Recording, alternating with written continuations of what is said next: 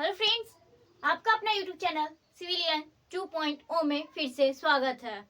आइए मैं आपको फिर से एक छोटा सा टॉपिक लेकर आई हूँ जिसमें हम पादप ऊतक यानी कि प्लांट टिश्यू के बारे में हम छोटी सी बात को जानेंगे। दोस्तों, ये एक छोटा सा टॉपिक है, इतना छोटा कि आप इमेजिन नहीं कर सकते, लेकिन इससे आपको सवाल बहुत ही ज्यादा पूछे जाते हैं और बहुत ही मतलब कि हर एक परीक्षा में, हर एक एग्जाम आप देते हैं, कोई भी गवर्नमेंट की, रेलवे की हो या एसएससी की, आप किसी भी एग्जाम देते हैं, बिहार पुलिस की, तो इस टॉपिक से एक सवाल आपको पूछेंगे, या तो स्क्लेरेंकाइमा, या तो पेरेन्काइमा, या तो फिर कोलेरेंकाइमा से रिलेटेड आपको सवाल दे देंगे। तो आप कंफ्यूज हो जाते हैं, आपको समझ में नहीं आती है कि किसमें कौन सा भाग आएगा, किसमें कौन सी ऊतक आती है, इसके अंतर्गत आप अच्छे से नहीं समझ पाते हैं। तो उसी टॉपिक का मतलब कि समझिए, तो आप इस लेक्चर को देखेंगे तो आपका पूरा डाउट्स क्लियर हो जाएगा। मतलब प्लांट टिश्यू से रिलेटेड जितने भी आपको डाउट्स होंगे या इससे आपको सवाल नहीं बनते हैं, तो ये 5-6 मतलब जितने भी अलग अलग पार्ट्स हैं, इनसे रिलेटेड आपको आसानी से सवाल बन जाएंगे। दोस्तों, ये मतलब एक छोटा सा टॉपिक है और नंबर आपको 1 नंबर यानी कि 5 मिनट की वीडियो लेक्चर से आप 1 नंबर आप आसानी से हर एक परीक्षा में 1 नंबर आपके पैकेट में होगा। तो आइए हम इस वीडियो लेक्चर को शुरू करते हैं और जानते हैं प्लांट टिश्यू के बारे में।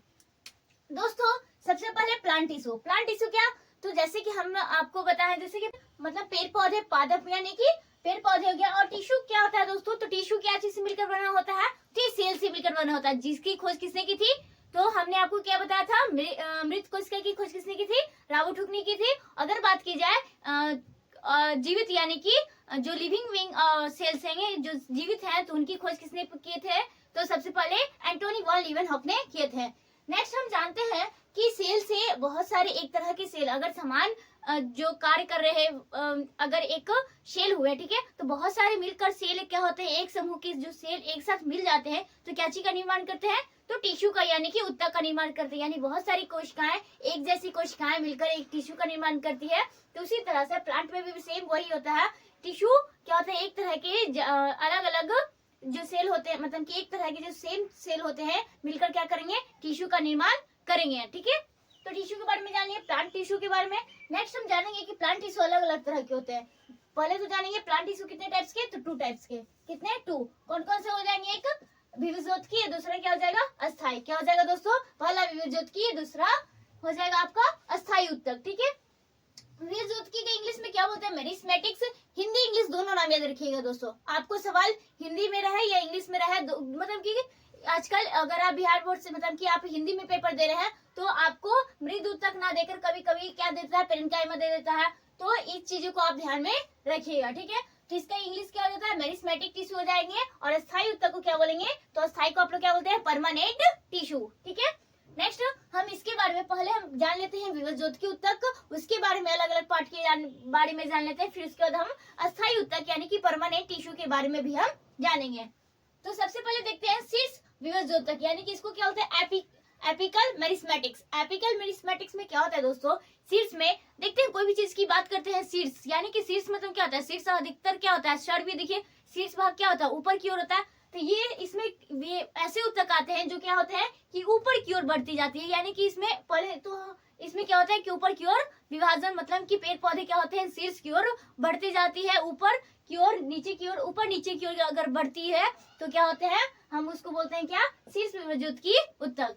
दोस्तों, हम पहले विभज्योतकी ऊतक के बारे में जानते हैं। विभज्योतकी ऊतक क्या होता है, तो विभज्योतकी मतलब क्या सा, विभाजन ऊतक यानी विभाजन, यानी कि इसमें क्या हो जाएंगे कि कुछ का क्या होता है, उत्कों का विभाजन होता है। क्या होता है दोस्तों, उत्कों का विभाजन क्या होता है कि मतलब निरंतर होती रहती है। अगर एक टिश्यू टूटे फिर उसके टिश्यू टूटे, मतलब एक जैसे कि मानिए एक छोटा सा टिश्यू है, ठीक है, इसे इसके मतलब बने, फिर इसका विभाजन हुआ तो फिर 2 टिश्यू बने, फिर इसका विभाजन हुआ तो इसमें फिर 2 हुआ, इसका विभाजन हुआ, इस तरह से विभाजन होती रहती है टिश्यू का।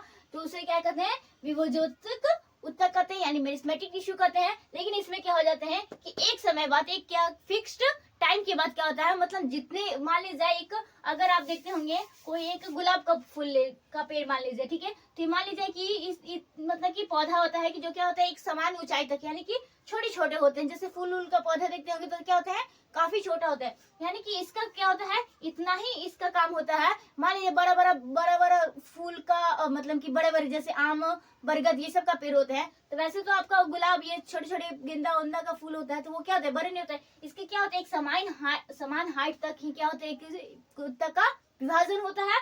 और इसके बाद इसका जितना काम भर होता है उत्तकों का विभाजन, तो उसी तक होता है। फिर इसके बाद क्या होता है, एक समय बाद इसका विभाजन क्या हो जाता है, रुक जाता है, यानी कि स्थायी हो जाता है, मतलब कि उत्तकों का विभाजन नहीं होता है। तो वो आपका हो जाता है क्या, अस्थायी उत्तक हो जाता है। और विभाजक उत्तक में क्या होता है कि इसमें उत्तकों का विभाजन लगातार होते रहती है। ठीक है, नेक्स्ट हम जो दोस्तों जानेंगे एबिसिस, यानी कि शीर्ष विभाजक यानी कि एपिकल मेरिस्मेटिक्स के बारे में हमने जान लिया है। नेक्स्ट हम जानेंगे क्या पार्श्व, क्या दोस्तों, पार्श्व विभाजक यानी कि इसको इंग्लिश में क्या बोलते हैं, लेटरल मेरिस्मेटिक्स। क्या होता है दोस्तों, पार्श्व विभाजक यानी कि लेटरल मेरिस्मेटिक्स। ठीक है, लेटरल मेरिस्मेटिक्स में क्या हो जाता है दोस्तों, लेटरल यानी कि इसमें क्या होता है, चौड़ाई, यानी कि पौधे का देखते हैं आप, कोई कोई बड़े बड़े पौधे क्या होते हैं, बहुत ही मतलब तना उसकी क्या होती है, बहुत ही मोटी मोटी होती है। तो रीजन क्या है दोस्तों, ये पार्श्व विभाजक उत्तक के कारण क्या होते हैं दोस्तों, कि ये पौधे की क्या होती है, तना होती है, जो क्या होती है, चौड़ी होती है। तो इसमें क्या होता है, पौधों का तना क्या होता है, चौड़ा होता है। लेकिन इसमें अगर बात की जाए शीर्ष बारे में, तो इसमें क्या होता है कि ऊपर या नीचे की ओर क्या होती है, ऊपर या नीचे की ओर क्या होती है, पेड़ पौधे बढ़ते हैं। ठीक है, तो इसमें क्या हो जाता है, शीर्ष में हो जाता है यानी कि ऊपर की ओर, यानी कि पौधे लगातार बढ़ते जाते हैं। इसमें क्या हो जाता है, एक मतलब कि चौड़ाई वाले भाग में क्या होता है, वृद्धि होती है।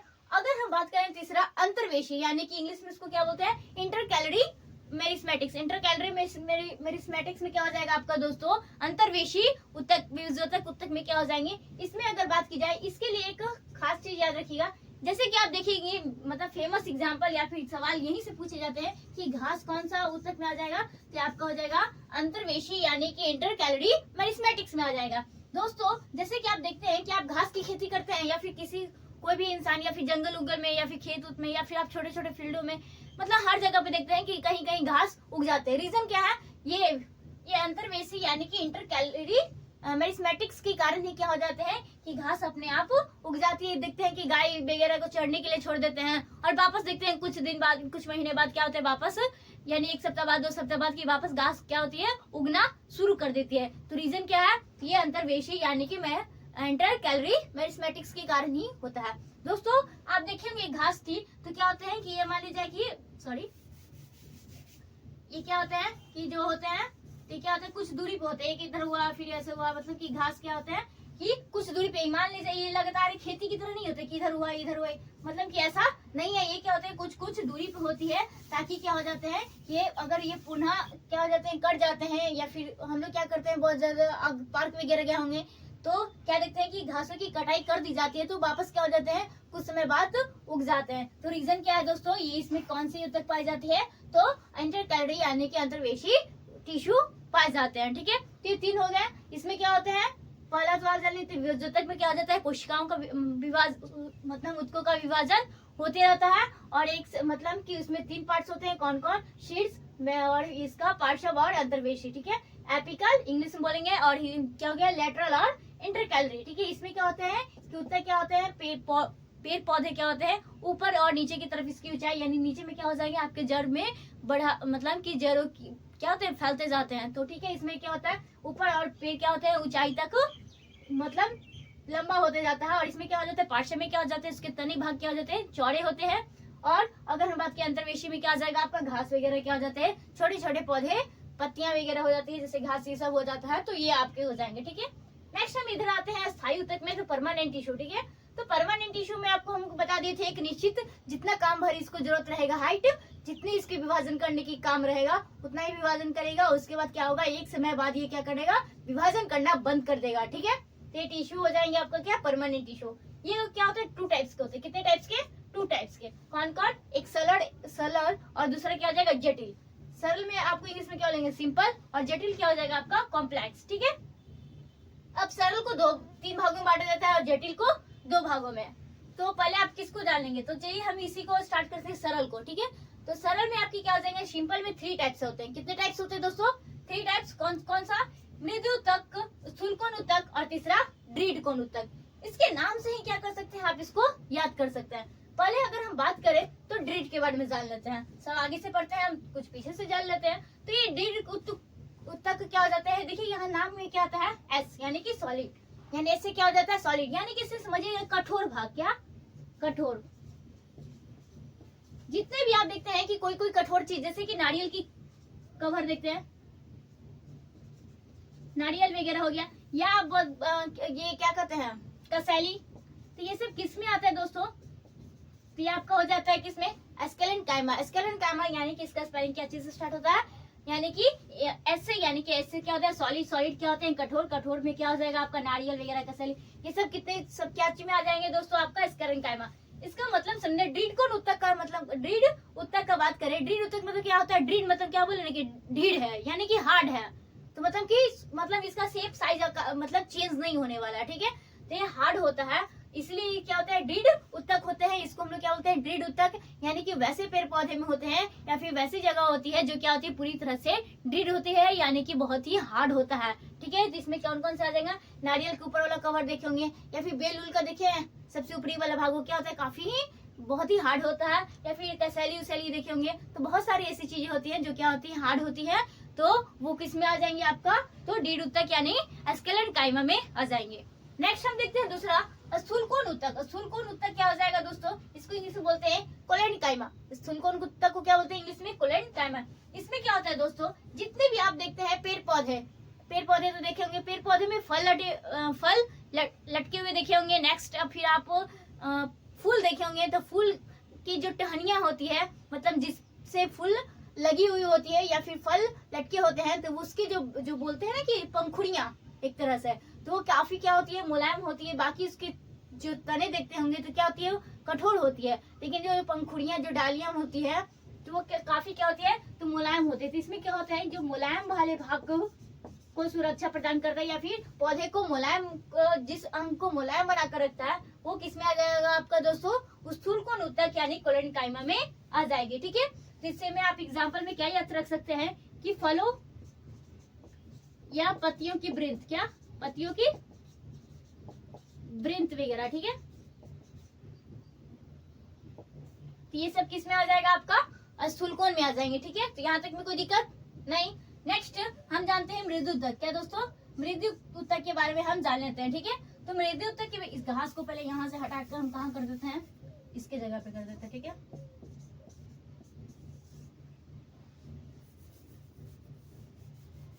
नेक्स्ट हम देखते हैं ये मृदु उत्तक। मृदु उत्तक में क्या हो जाएंगे दोस्तों, इसमें क्या होता है देखिए, एक सवाल आप यहाँ से ये याद रखिएगा कि ये जो ड्रीड उत्तक है ये क्या होती है, मृत होती है, क्या होती है। तो इसके बारे में आप एक लाइन इंपॉर्टेंट लाइन कि आपसे पूछे जा सकते हैं कि उत्तक क्या होती है, जीवित होती है कि मृत होती है, तो ये क्या होती है मृत होती है, क्या होती है दोस्तों, तो ये मृत होती है। लेकिन अगर बात की जाए कि स्थूल कोण और मृदु उत्तक, तो ये दोनों क्या होती है, ये दोनों उत्तक होती है जो क्या होती है जीवित होती है। तो ये दोनों क्या होती है, दोनों जीवित होती है, जीवित उत्तक होती है, ठीक है।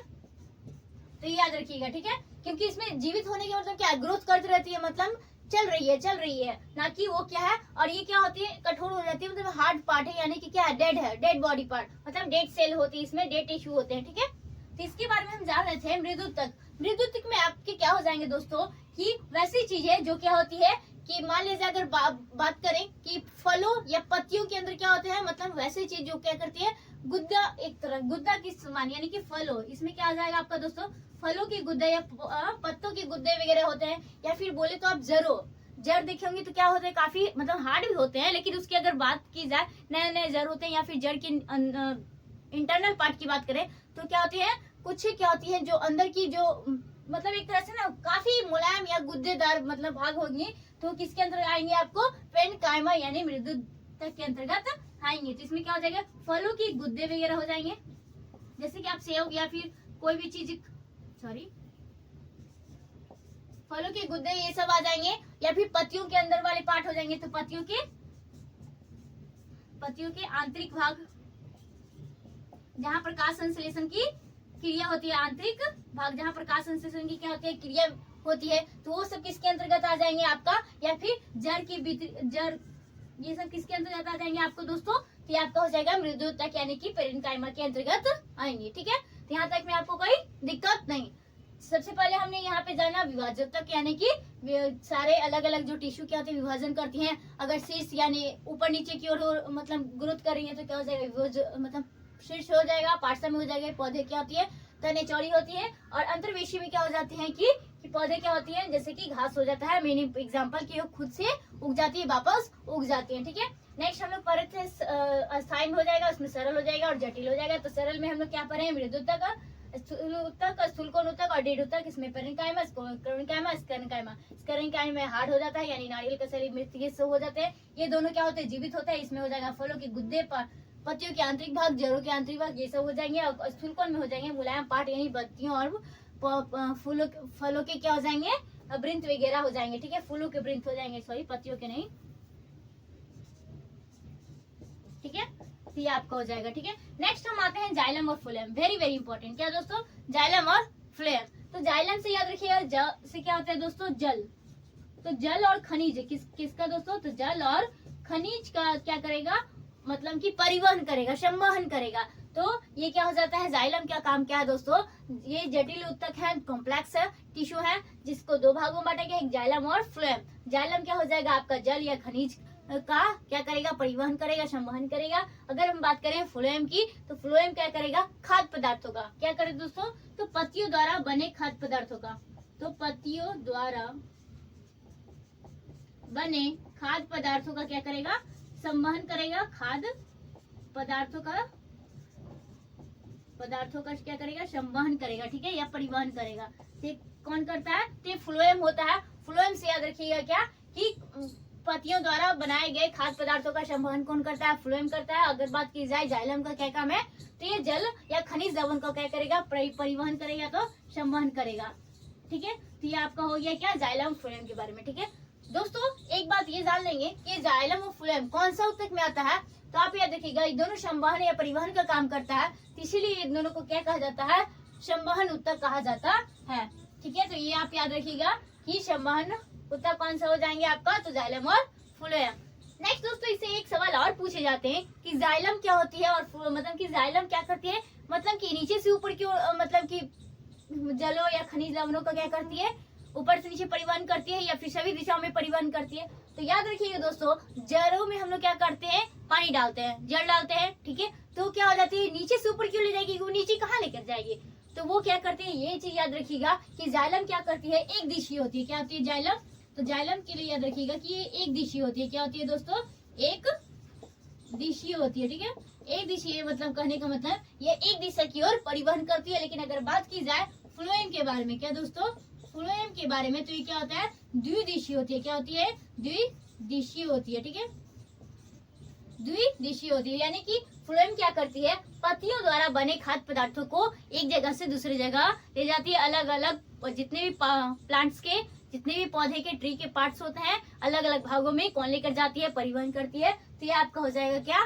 तो फ्लोएम हो जाएगा। ठीक है, तो ये सारी बात हमने आपको बताई किसके बारे में, प्लांट टिश्यू यानी कि पादप उत्तक के बारे में। तो आशा करते हैं कि आपको यहाँ तक सारी बातें समझ में आई होगी।